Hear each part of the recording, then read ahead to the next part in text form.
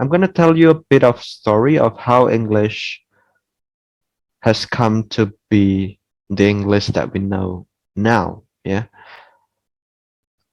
Let's start with this. In linguistics, there is the so-called historical linguistics. That's actually quite related to sociolinguistics. So when you want to study the relation between language and society, you cannot avoid thinking of the history of that language, how that language came to be. We're gonna need to see the historical account of the language. And when we consider English as our object of study, we're gonna know that it's actually not from the area of the United Kingdom historically.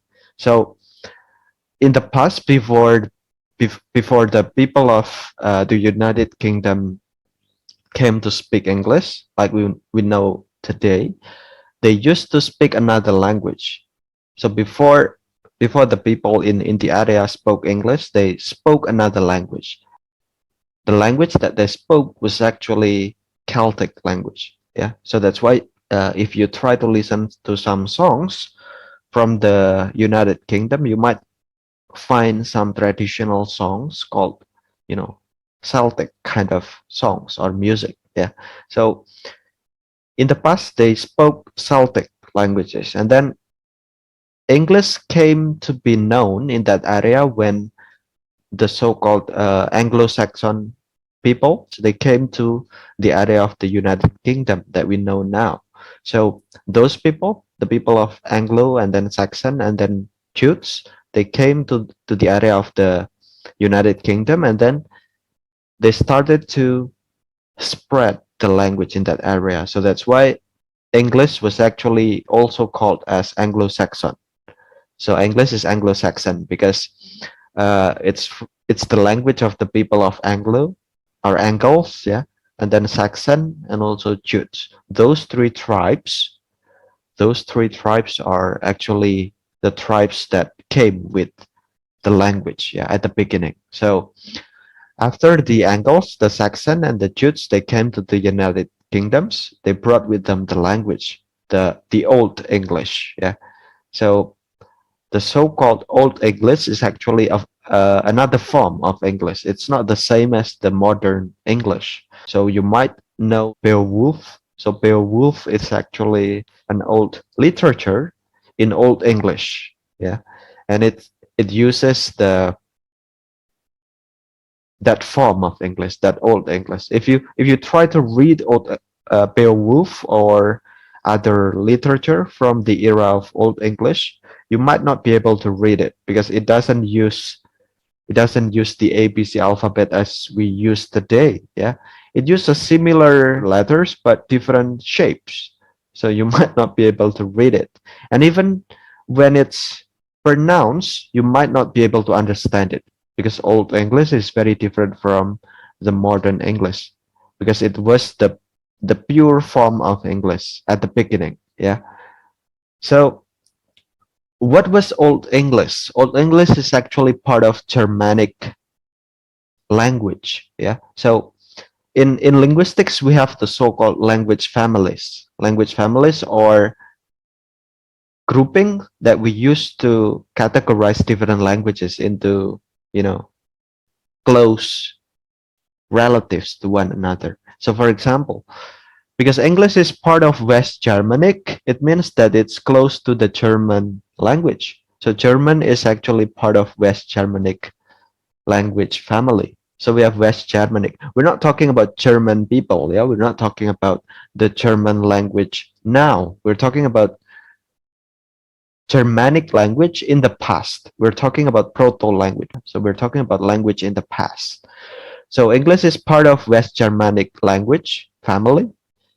And that's why in terms of the structure, in terms of the syntax, and in terms of the grammar, it's very similar to German language because it's part of the West Germanic language. Okay, so that is English. Yeah, and then we have other languages. We have French, we have Italian, and Spanish. There are many words that are in English and are similar to French because they're actually borrowed from French.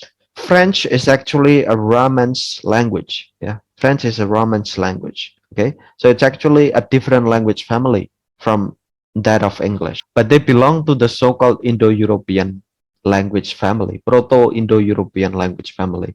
And then we have Sanskrit. In India, you might know Sanskrit, right? So Sanskrit language is also part of Indo-European. That's why the name it has Indo in it. What about Bahasa Indonesia? Bahasa Indonesia is actually an Austronesian language. Yeah, it's a Malay. It's a standard form of Malay languages. It's different from Malaysian language. Yeah, Malay language is a language family that has Malaysian, Indonesian, and so on. Indonesian is part of Malay languages, and it's part of Polynesian and Austronesian language. Yeah, so it's quite distant from English. That's why it might be a hard work for Indonesian to learn English because we have different language families. Yeah. So this is the history of English. In the past, the Anglo-Saxon tribes they came to the United Kingdom, and that's why they brought the the seed of English to the area. Yeah, and then it became the English that we know now, the British English especially, because it was influenced by different people from other areas. Let's say the Vikings. If you learn the history of United Kingdom or England, you will know that the Vikings they colonized, they invaded the people of England in the past. Yeah, so they came to England at that time. So they brought with them the influence of the language. So Old English was influenced by the Vikings as well. That's why we have Thursday. Thursday is actually from Thursday. Thor is actually a Nordic god, right? So Nordic is actually another name for Vikings, yeah, Norse people. And then after the Vikings, we also have the Normans. Normans are people of Normans and French, yeah. They're actually the people of if I'm not mistaken, the northern French, if I'm not mistaken, yeah.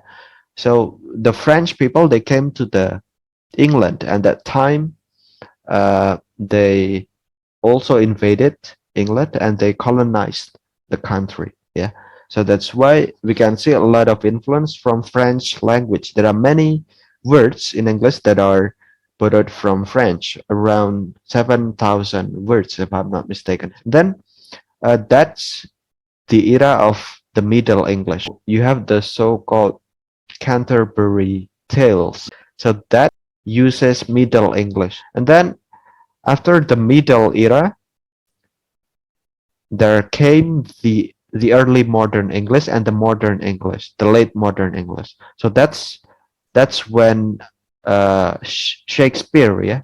So the language of Shakespearean English is actually modern English. It uses modern English. Okay.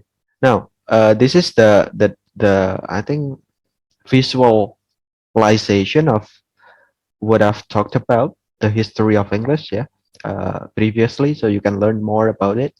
Yeah.